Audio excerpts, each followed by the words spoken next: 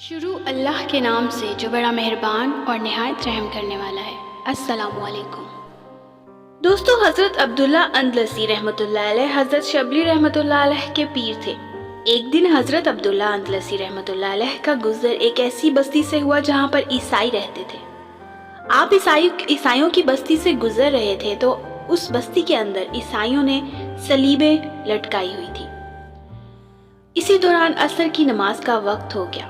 پھر آپ وضو کی غرض سے کنویں کے اوپر چلے گئے۔ یہاں پر آپ جیسے ہی پہنچے تو آپ کی نظر ایک لڑکی کے اوپر جا پڑی۔ آپ کا سینہ وہیں پر خالی ہو گیا۔ پھر آپ نے اپنے مریدین سے فرمایا کہ میں اس لڑکی کے پیچھے جا رہا ہوں، آپ لوگ اب واپس جا سکتے ہیں۔ آپ رحمۃ اللہ علیہ کے جو مرید تھے وہ وہاں پر روتے ہوئے کہنے لگے کہ ہمارے شیخ صاحب کو کیا ہو گیا؟ یہ تو اللہ کے ولی ہیں اور یہ ایک لڑکی کے پیچھے دیوانہ وار ہو کر جا رہے ہیں۔ یہ کوئی عام شیخ نہ تھے، یہ وہ شیخ تھے جنہیں 1,00,000 احادیث یاد تھی اور قرآن پاک حفظ تھا، اور انہی کی وجہ سے سینکڑوں مسجدیں آباد تھی۔ ان کے مرید کافی جگہوں پر پھیلے ہوئے تھے جو ان کی پیروی کرتے تھے۔ مرید دوبارہ شیخ صاحب سے کہنے لگے کہ آپ ہمارے ساتھ چلیں، آپ اس لڑکی کے پیچھے نہ جائیں۔ تو شیخ صاحب فرمانے لگے کہ تم لوگ واپس چلے جاؤ، اب میں آپ لوگوں کے ساتھ نہیں چل سکتا۔ پھر آپ اس لڑکی کے پیچھے چلے گئے، اس کے پیچھے جا کر پتہ کروانے لگے کہ یہ کہاں پر رہتی ہے۔ علاقے والوں نے بتایا کہ یہ ایک نمبردار کی بیٹی ہے۔ آپ رحمۃ اللہ علیہ پھر اس کے گھر پہنچ گئے۔ یہاں پر جا کر آپ نے اس کے والد سے فرمایا کہ کیا آپ اپنی بیٹی کا نکاح مجھ سے کروا سکتے ہیں؟ اس کے والد نے کہا کہ ہم آپ کو اتنا نہیں جانتے، آپ کو کچھ عرصے تک ہمارے ساتھ رہنا ہوگا۔ جب تک آپ دونوں میں موافقت بھی ہو جائے گی تو ہم آپ دونوں کا خوشی خوشی نکاح کر دیں گے۔ پھر لڑکی کے باپ نے ایک اور شرط رکھی کہ آپ ہمارے سوروں کا ریوڑ بھی چرائیں گے۔ شیخ صاحب اس پر بھی راضی ہو گئے اور کہا کہ میں آپ کے سوروں کا ریوڑ بھی چرایا کروں گا۔ پھر آپ رحمۃ اللہ علیہ صبح یہ ریوڑ لے کر جنگل میں چرانے کے لیے چلے جاتے تھے اور شام ہونے تک واپس لوٹ آیا کرتے تھے۔ آپ کے مرید جو آپ کی یہ حالت دیکھ چکے تھے، یہ جیسے ہی واپس پہنچے تو یہاں پر آ کر انہوں نے اپنے باقی ساتھیوں کو شیخ صاحب کا قصہ سنایا۔ تو لوگوں نے جیسے ہی شیخ صاحب کا قصہ سنا کہ یہ ایک لڑکی کے پیچھے چلے گئے ہیں تو کافی مرید وہاں پر بے ہوش ہو گئے کہ ہمارے شیخ صاحب تو ایسے نہ تھے۔ کافی ساری خانقاہیں چل رہی تھی، جہاں تک یہ خبر پہنچتی گئی تو وہ خانقاہیں بھی بند ہوتی گئی۔ لوگ کافی حیران ہو چکے تھے کہ اے اللہ تعالیٰ، تو اپنے پیارے بندوں کے ساتھ ایسی بھی بے نیازی کر سکتا ہے، پتہ نہیں اس میں کیا معاملہ ہوگا۔ 1 سال ایسے ہی گزر گیا۔ حضرت شبلی رحمۃ اللہ علیہ ان کے سچے مرید تھے۔ ان کو معلوم تھا کہ میرے شیخ صاحب کافی سچے اور پرہیزگار بندے تھے، اس میں کوئی نہ کوئی ضرور ایسا معاملہ ہوگا جس سے یہ لوگ بے خبر ہیں۔ ان کے دل میں خیال پیدا ہو گیا کہ میں جا کر ان سے حالات معلوم کروں کہ آخر وجہ کیا ہے۔ پھر آپ رحمۃ اللہ علیہ حضرت عبداللہ اندلسی رحمۃ اللہ علیہ کی راہ کی طرف چل پڑے۔ اس بستی کے اندر آ کر آپ نے لوگوں سے پوچھا کہ میرے شیخ صاحب کہاں پر ملیں گے، تو لوگوں نے بتایا کہ آپ کے شیخ فلاں جگہ پر سور چراتے ہوئے آپ کو مل جائیں گے، آپ اس جگہ پر چلے جائیں۔ پھر آپ رحمۃ اللہ علیہ اس راہ کی طرف چل پڑے۔ حضرت شبلی رحمۃ اللہ علیہ وہاں پر پہنچ کر دیکھتے ہیں کہ حضرت عبداللہ اندلسی رحمۃ اللہ علیہ اسی جبے، اسی امامے میں اور اسی عصا کے ساتھ کھڑے ہوئے تھے جس میں آپ رحمۃ اللہ علیہ جمعہ مبارک کا خطبہ دیا کرتے تھے۔ آج اس جگہ پر کھڑے ہوئے سور چرا رہے تھے۔ جیسے ہی حضرت شبلی رحمۃ اللہ علیہ نے یہ منظر دیکھا تو کافی حیران ہوئے۔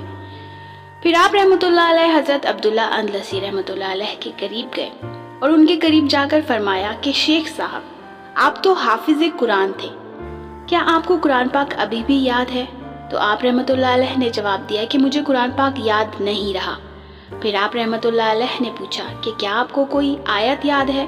تو انہوں نے جواب دیا کہ ہاں، مجھے ایک آیت یاد ہے۔ پھر انہوں نے آیت پڑھ کر سنائی جس کا ترجمہ کچھ یوں ہے کہ جسے اللہ ذلیل کرنے پر آتا ہے تو اسے عزت دینے والا کوئی نہیں ہوتا۔ حضرت شبلی رحمۃ اللہ علیہ نے جیسے ہی یہ آیت سنی تو حیران ہوئے کہ ان کو ایک آیت بھی وہی یاد ہے جو ان کے حالات سے مطابقت رکھتی ہے، جبکہ یہ پورے کا پورا قرآن پاک بھول چکے ہیں۔ پھر حضرت شبلی رحمۃ اللہ علیہ نے آپ سے فرمایا کہ حضرت، آپ تو حافظ الحدیث تھے، کیا آپ کو حدیثیں یاد ہیں؟ تو آپ رحمۃ اللہ علیہ نے جواب دیا کہ مجھے صرف ایک ہی حدیث یاد ہے۔ پھر آپ نے فرمایا کہ کون سی حدیث آپ کو یاد ہے؟ تو حضرت عبداللہ اندلسی رحمۃ اللہ علیہ نے جواب دیا کہ جو دین کو بدل دے اسے قتل کر دو۔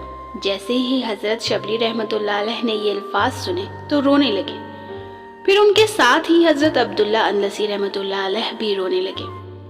کتابوں میں لکھا ہے کہ حضرت شیخ عبداللہ اندلسی رحمۃ اللہ علیہ روتے رہے اور ساتھ ہی یہ فرماتے رہے کہ اے اللہ، میں تو آپ سے ایسی امید نہیں رکھتا تھا کہ مجھے اس حال میں پہنچا دیا جائے۔ آپ روتے رہے اور ساتھ ہی یہ فکرہ بار بار دہراتے رہے۔ اللہ تعالیٰ نے حضرت عبداللہ اندلسی رحمۃ اللہ علیہ کی توبہ قبول کر لی اور ان کی کیفیتیں ان کو لوٹا دی۔ اب حضرت شبلی رحمۃ اللہ علیہ نے ان کو اس حالات میں دیکھا ہوا تھا، تو پھر آپ کو تجسس ہوا کہ آخر شیخ صاحب سے پوچھوں کہ ان کے ساتھ معاملہ کیا ہوا تھا جس کی وجہ سے یہ یہاں پر پہنچے ہیں۔ آپ رحمۃ اللہ علیہ نے حضرت عبداللہ اندلسی رحمۃ اللہ علیہ سے فرمایا کہ آخر یہ سارا معاملہ کیا تھا، آپ یہاں تک کیسے پہنچے؟ حضرت عبداللہ اندلسی رحمۃ اللہ علیہ نے فرمایا کہ میں بستی میں سے گزر رہا تھا تو یہاں پر میں نے عیسائیوں کی صلیبیں لٹکی ہوئی دیکھی، تو میرے دل میں خیال آیا کہ یہ کیسے کم عقل لوگ ہیں، کیسے بے وقوف ہیں جو اللہ تعالیٰ کے ساتھ کسی کو شریک کرتے ہیں، جبکہ اللہ تعالیٰ تو لامحدود اور بڑا بزرگی والا ہے، جس نے کسی کو نہ پیدا کیا ہے نہ کسی نے اس کو پیدا کیا ہے۔ وہ ہر چیز سے پاک ہے، نہ ہی اس کو نیند آتی ہے اور نہ ہی اس نے کسی کو جنا ہے اور نہ ہی اس کو کسی نے جنا ہے۔ بے شک وہ بہت ہی بڑا عظمت والا ہے۔ اللہ تعالیٰ نے میری اس بات کو پکڑ لیا کہ اگر تم ایمان پر ہو تو کیا یہ تمہاری عقل کی وجہ سے ہے یا میری رحمت کی وجہ سے؟ یہ تمہارا کوئی کمال نہیں ہے کہ تم میری رحمت کے سائے میں ہو، میں نے تمہیں ایمان پر باقی رکھا ہوا ہے۔ اللہ تعالیٰ نے پھر ایمان کا معاملہ میرے سینے سے نکال لیا کہ اب دیکھتے ہیں کہ تم اپنی عقل پر کتنا ناز کرتے ہو، تم نے یہ الفاظ کیوں استعمال کیے؟ ہاں، تمہیں یہ الفاظ کہنے چاہیے تھے کہ اللہ تعالیٰ نے ان کو ایمان کی روشنی سے محروم کر دیا ہے، جبکہ میں نے عقل اور ذہن کی طرف نسبت کیوں کی؟ اسی وجہ سے میں پکڑ میں آ گیا اور یہاں تک آ پہنچا، جبکہ میں بھٹک گیا تھا، اور اب میرے رب نے میری توبہ قبول کر لی ہے۔ دوستو، یہ تو اللہ تعالیٰ کے ولی اللہ کا حال تھا، جو کہ بہت ہی پہنچے ہوئے بزرگ تھے۔ ہم لوگ نادانی میں آ کر ایسی باتیں بول جاتے ہیں جس کا ہمیں پتہ بھی نہیں چلتا کہ ہم کیا بول چکے ہیں، اور بحث میں آ کر ایک دوسرے سے ایسے ٹاپک چھیڑ دیتے ہیں جس کے اندر ہم کافی چیزیں عبور کر جاتے ہیں اور ہمیں علم تک نہیں ہوتا کہ ہم نے کون سی غلطی کہاں پر کر دی ہے، جبکہ آپ کو چاہیے کہ ہر چیز کو سوچ سمجھ کر بولیں اور اپنی اصلاح کرتے رہیں تاکہ آپ بھلائی پا جائیں۔